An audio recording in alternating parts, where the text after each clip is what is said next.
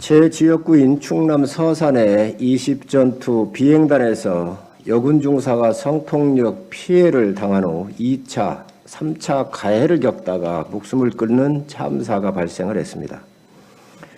이번 사건의 가해자는 성폭력 가해자 1명뿐만이 아닙니다. 사실상 군 전체가 가해자로서 청년을 죽음으로 내몬 것입니다. 사건의 시작부터 끝까지 우리 군은 총체적 기강회의를 보였고 피해자의 고통을 보듬어 주기는커녕 오히려 더 큰 피해를 주기만 했습니다. 사건의 시작인 3월 2일 저녁자리는 군의 기강회의를 보여주는 아주 좋은 사례입니다. 당시 군을 포함해 공공 분야에서 음주회식 자제 조치가 내려졌음에도 불구하고 사적인 모임을 가졌고 공군 부사관 4명과 민간인 1명까지 총 5명이 술자리를 가짐으로써 방역 수칙을 위반을 했습니다. 피해자가 다음 날 바로 피해 사실을 신고했음에도 공군은 가해자를 즉각 분리시키지 않고 2주 후에야 다른 부대로 이동을 시켰습니다. 이는 분명한 군율 위반입니다.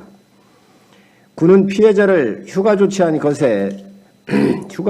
것이 가해자와 불리한 것이라고 변명하고 있는데 이 사건을 바라보는 군의 시각이 얼마나 안이한지 알 수 있습니다. 게다가 유족분들의 주장에 따르면 이 기간 동안 피해자의 상관들은 피해자를 보호해주기는커녕 피해자를 회유하며 사건을 덮으려 했고 피해 상황이 담긴 차량 블랙박스 영상을 피해자가 직접 제출했음에도 공군이 이를 묵살했다고 합니다. 명백한 범법 행위입니다. 또한 피해자에게 군 법무관이 국선 벼인으로 선임이 됐는데 여성이 아닌 30대 초반의 남성이 선임되었습니다. 성폭력 사건임을 감안하여 국선 변호인을 여성으로 선임하는 것이 상식인데 이 또한 형식적 처리에만 급급했습니다.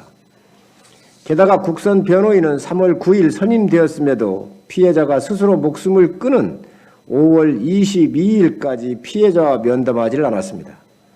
피해자가 법적으로 보호도 받지 못한 것입니다. 그뿐 아닙니다.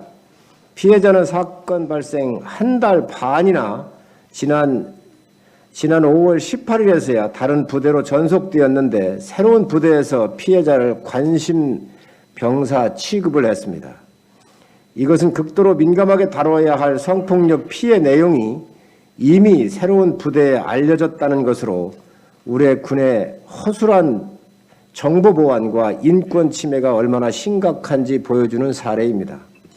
결국 피해자는 5월 21일 혼인신고를 하고 바로 다음 날 아침 사망한 채 발견이 됐습니다.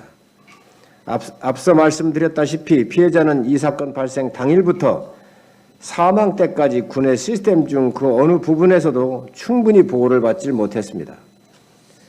국방부와 군 수뇌부는 성폭력 가해자 한 사람 구속하는 것으로 이 사건을 덮으려 해서는 안 됩니다.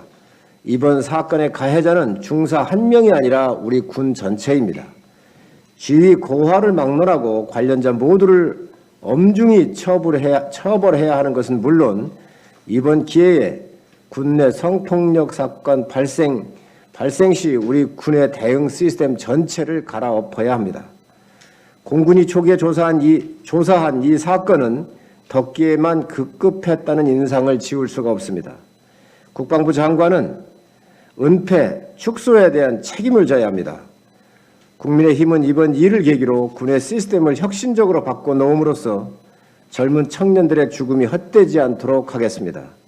국가를 위해 헌신하다 힘들 때 도움도 받지 못하고 외롭게 떠난 고인의 명복을 빕니다.